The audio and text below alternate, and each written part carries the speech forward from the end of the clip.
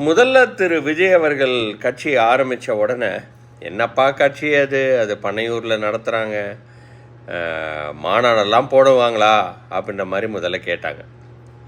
அப்புறம் மாநாடு போட்டார். மாநாடு போட்ட உடனே என்ன சொன்னார்னா, ஓகே மாநாடு ஒண்டி போட்டால் போதுமா, மக்களை சந்திக்க வருவாரா? அவர் பனையூர்லேயே தானே எல்லாத்தையும் நடத்துகிறாரு, அவர் மக்களை சந்திக்க எங்கே வரவார் அப்படின்ற மாதிரி சொன்னாங்க.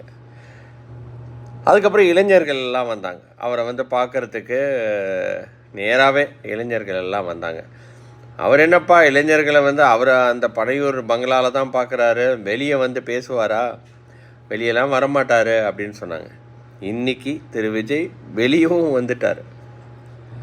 இப்போ என்ன சொல்கிறாங்க, என்னதான் இருந்தாலும் இந்த கூட்டம் பெரிய கூட்டமாக இருந்தாலும் இளைஞர்கள்லாம் ஓட்டு போடுவாங்களாம், மேக்ஸிமம் 10% வேணால் வாங்கலாம், அவர் ஒன்று டிஸ்ரப்டராக இருப்பார், அவரால் எப்படி ஜெயிக்க முடியும், அவர் கிங் மேக்கராக வேணால் இருக்கலாம் அப்படின்ற மாதிரி இப்போ பேச ஆரம்பிச்சிட்டாங்க. ஸோ நீங்கள் பார்த்தீங்கன்னா படிப்படியாக ஒருத்தர் வளர வளர வளர வளர எப்படி அவங்களோட நரேட்டிவ் மாறுதுன்னு பாருங்கள், ரெட்டரிக் எப்படி மாறுதுன்னு.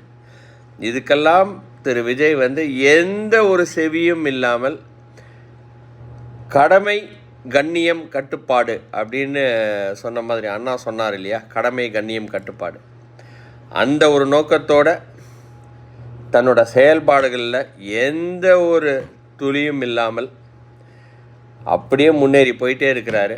பாருங்கள் 2026 வரும்போது எப்படி இந்த பேச்சுக்கள்லாம் மாறுதுன்னு. நன்றி, வணக்கம்.